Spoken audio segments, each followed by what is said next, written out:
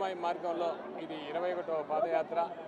నిజంగా ఈ 21 సంవత్సరాల నుంచి కూడా ఈ పాదయాత్ర చాలా కష్టతరమైంది.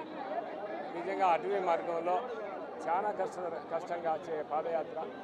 ప్రజలకు పూర్తి విశ్వాసం, నమ్మకం ఈ పాదయాత్రలో ఈ మార్గంలో నడిస్తే వాళ్ళ కుటుంబాలకు మేలు జరుగుతుంది, వాళ్ళ పిల్లలకు చదువులు వస్తాయి, వాళ్ళ సంతానం కలుగుతుంది, వాళ్ళకు పిల్లలకు వివాహాలు జరుగుతాయని పూర్తి నమ్మకం, విశ్వాసం కాబట్టి కొనసాగుతూ ఉంది. ఈ బాటను రెడీ చేయాలని ప్రభుత్వాన్ని, టీటీడీ వారిని కూడా కోరుతున్నాం.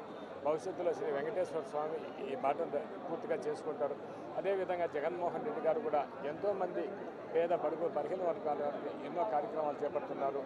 వారి మంచి పరిపాలనా దక్షుడిగా వారికి మంచి శక్తులు ఇవ్వాలని ఆ వెంకటేశ్వర స్వామిని ప్రార్థిస్తూ నిజంగా ఈ పాదయాత్రలందరికీ కూడా వారి కుటుంబాలకు అందరూ కూడా మంచి ఆయుష్ ఆరోగ్యాలు అందించాలని ఆ భగవంతుని ప్రార్థిస్తున్నాం.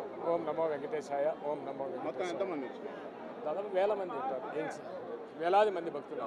మరిన్ని వీడియోస్ కోసం ఛానల్ ని సబ్స్క్రైబ్ చేయండి, లేటెస్ట్ అప్డేట్స్ కోసం వాట్సాప్ ఛానల్ ని ఫాలో చేయండి అండ్ లింక్ డిస్క్రిప్షన్ లో ఉంది.